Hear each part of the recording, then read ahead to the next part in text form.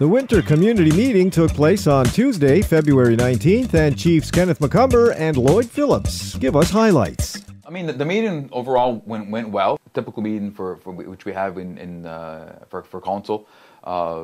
It went, like I said, it went a little longer than I personally would have hoped for, because I know people start leaving the meeting after a while because it would start getting late. But we did commit to starting monthly meetings once again, and this was February, so there will be one in March, April, and May. And we'll see what goes on. This is our first time for January we're started, and next month I guess really depends on the issues, if there's enough issues around, because apparently this method was tried in the past and they said it didn't work. They tried to have it and there was not enough content to keep going, so they went back to I think every 4 months or every 3 months. But so we'll try it. People want it, we're going to try it and see where it goes. It was an interesting meeting. It was a small turnout, relatively small turnout for a community meeting, but we had a lively discussion nonetheless. We had the community land allotments as we do every month, and that went off without a hitch. Then we had some discussion on the update on the proposed community action plan that the education portfolio chiefs Rhonda Kirby and Bobby Patton are circulating within the community to get feedback from the community as a whole on what the next steps should be in regards to the ongoing education discussions between the school committee and MCK. Because we know there's a lot of disagreement in areas, but we know we're trying to find a way to move forward in a cooperative manner. But it's basically the same arguments and same things that we've been hearing for many months, but it's a very passionate issue for a lot of people.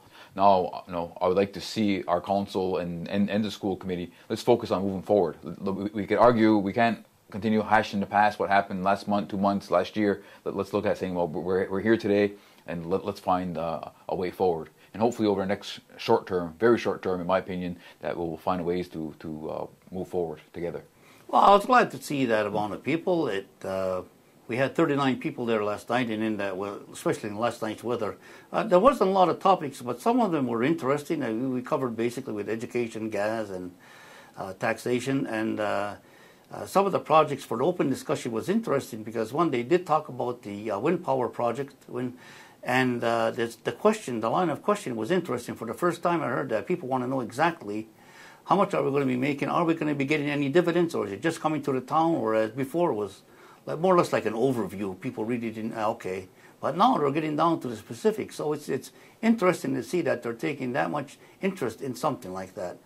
There's also a discussion that was planned, a more in-depth discussion regarding the MCK's position regarding the gas tax in general, but also we were going to speak on the issue of the current court case, which has been going on for several weeks now in Montreal. We received a memo, a note from a lawyer from the representing the gas tax, representing the retailers, basically asking us to not speak publicly on this issue. And once we have a chance to assess that, the whole issue, we will be informing the community on various aspects.